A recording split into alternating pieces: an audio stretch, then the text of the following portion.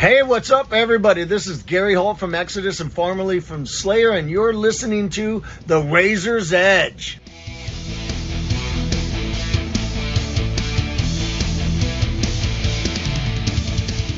This is Matt from The Razor's Edge, and I'm at Bloodstock with Headpress.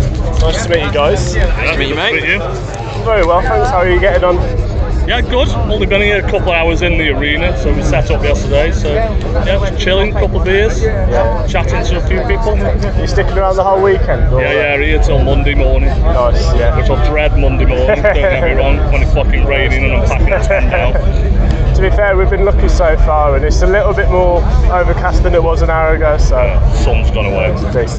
Deal with that. To be fair, last year was biblically hot, so I can take a little bit of rain maybe. I don't know. But yeah, let's talk about you guys. I mean, Headpress originally formed back in the late 90s, I understand. Yeah, through different incarnations, we've had different singers, different guitarists, different drummers. Me and Mart have always been a mainstay, to be fair. Tim, you come in the band 10 years ago? Yeah. 10 years ago, something like that, so it's still quite a while ago. But yeah. And we'd known each other already. We've played, like, I played with their band, they played with our band all the time. So. Yeah. No, of course. I mean, what's Stoke and Trent like for being in a band, do you guys think? These days, a little bit mixed. There's a few bands coming. I mean, talking 15 years ago, the scene was incredible. Right, okay. Loads of good bands. People come out to watch it. Filling the Sugar Mill out for local bands, which was incredible. So a few hundred people for like bands, and it was a good kind of march between various bands as well. But we just played a show with some old friends the other day, and it was great, wasn't it? So, but no, it's all right. It's all right. It's like anywhere, isn't it? What's your favourite venue in Stoke-on-Trent, would you say?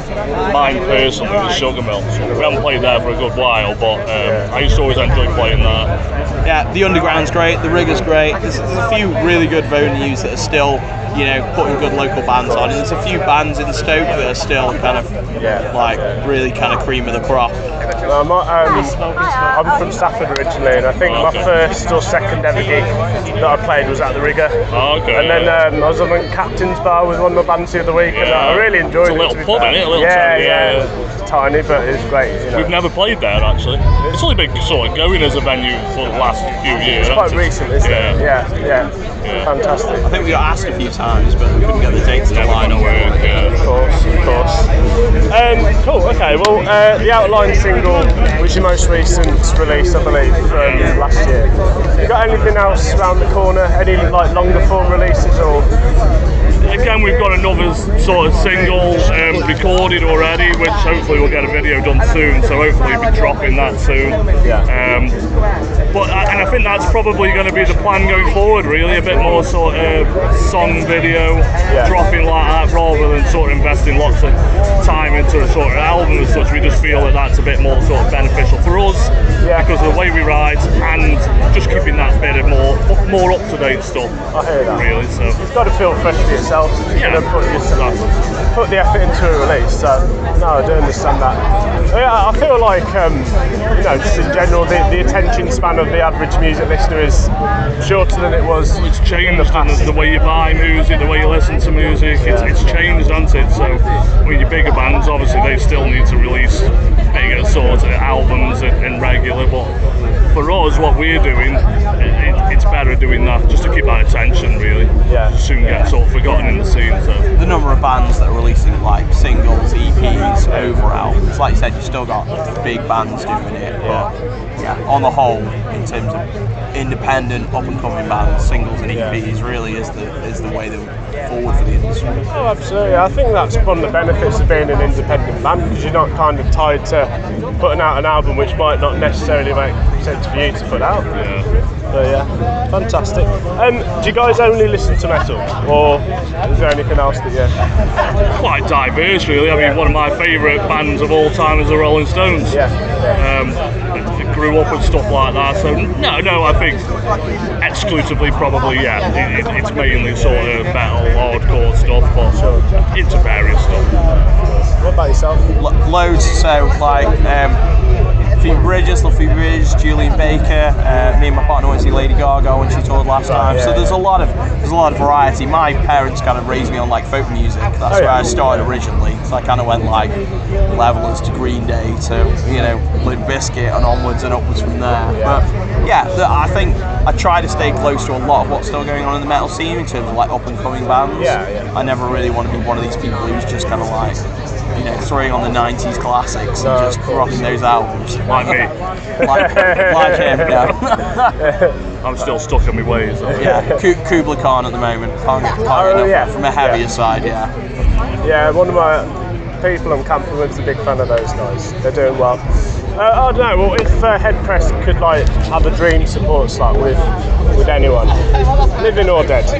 I think Carl's going to say this weekend is his dream support slot, maybe. Well, to be fair, I mean, Madball will be my big one. That's my ultimate band. But yeah, Biohazard, the fact that we're playing on the same festival and with them. I mean, they in the 90s, I just loved Biohazard. Still do now. So yeah, it's great that they are on the same festival. There's not that many hardcore bands, to be fair, that come through Bloodstock. It's been coming since 2007 and probably seen an handful of hardcore bands really. So obviously we saw Biohazard on the main stage back whatever year it was. But yeah, no, that's a good one. But I don't know who yours would be. There's so many bands playing today that would probably be contenders for that list. Like Fit for an Autopsy, Heaven Shall Burn, Killswitch are all probably up there on bands that would be an absolute dream to kind of support. So being able to play on the same festival is incredible. If there were no bounds, I'd play with Tool, and Carl would hate it. It'd be the worst thing in the world for him, and everyone would hate us. Well, you can buy a t-shirt with Biohazard and Headpress on the same t-shirt. So that is a proper tick in the box. Fantastic. I mean, you've mentioned a few bands that you're looking forward to seeing, but I do feel the festival's become a little bit more diverse in more recent years for the hardcore bands. No, it has definitely, and there's always one or two every year. So, and obviously the New Blood has great bands on there as well. So. I mean, all you've got to do is enter. Like, if you're good enough and you win, then you play. It doesn't matter what genre you are. So that's what I do like about the Metal to Master scheme. Or in our case, if you just keep entering it. One time it'll stick. Perseverance was, I'm sure that's a Hatebreed album. So So, fantastic. I mean, what are you doing for the rest of the day then? So we've got quite a few interviews, and then obviously we've got to head up, go over to the New Blood, and then hopefully we'll get a couple of hours to chill out, watch Killswitch later on. And our families are here and stuff like that, so hopefully we'll catch them at some point today. Of course. But yeah, just have a few drinks, chill out, hopefully not get rained on. Excellent. Well, just enjoy the set, and I'm looking forward to seeing it. Yeah, nice one. Nice to meet you. Cheers, bud. Thank you. Thank you for your time. This has been Headpress at Bloodstock for the Razor's Edge.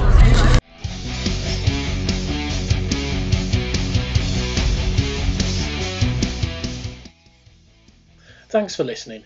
Make sure you keep up to date with future episodes by subscribing to our channels.